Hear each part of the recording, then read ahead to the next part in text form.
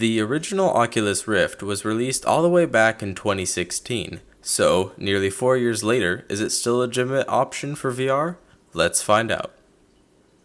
I recently purchased an Oculus Rift for myself since the Rift S and Quest were out of stock, and I wanted to compare the features and performance on the headset to Oculus's other offerings. The first thing you'll notice about the original Rift compared to the newer headsets is the lack of cameras, which are what allow for the inside-out tracking. Instead, the original Rift uses a series of sensors to track your movement. The benefit to those, of course, is slightly more reliable tracking than inside-out.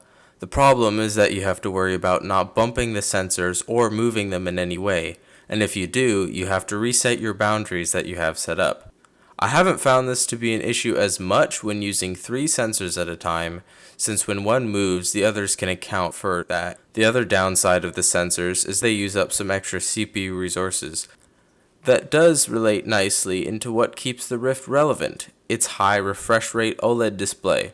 While it is a lower resolution than both the Rift S and Quest, it runs at a much higher refresh rate, meaning that anything you do, from browsing menus to playing games, is going to look a lot more smoother. More smoothness also means you're less likely to feel motion sickness.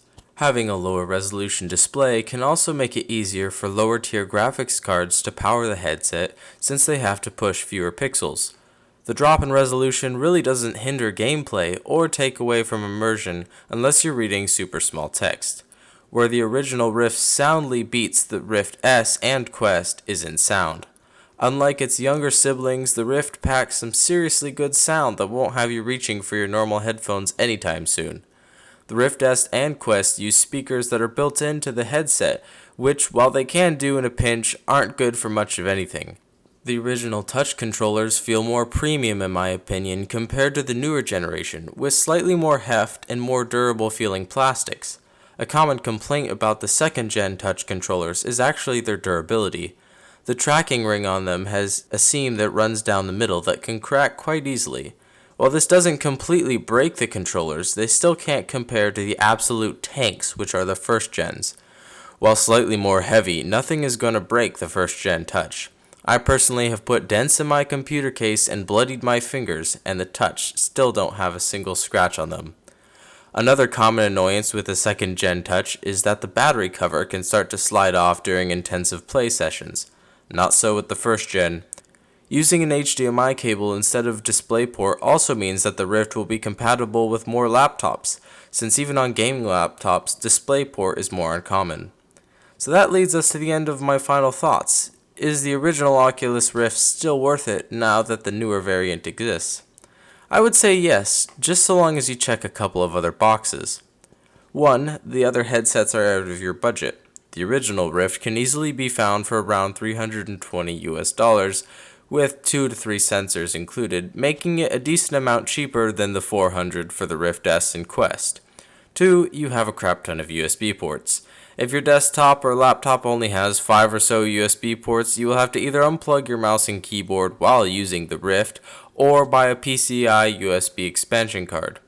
The Rift S only uses one USB 3 port. And finally, your computer can definitely run VR. Even if you just meet the minimum specs for the Rift, I would still highly recommend going with the Quest, as doing so will save you tons of frustration.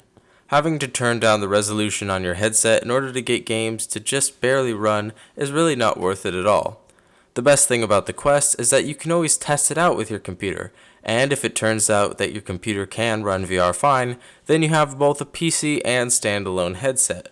So just as long as you check all 3 boxes, I would still highly recommend getting the original Rift, as it is still a very strong contender in the VR space and still has many years left. If not, I recommend you look elsewhere. Thanks a ton for watching. If you enjoyed the video, make sure to leave a like, and if you really liked it, make sure to subscribe, and I'll see you next time.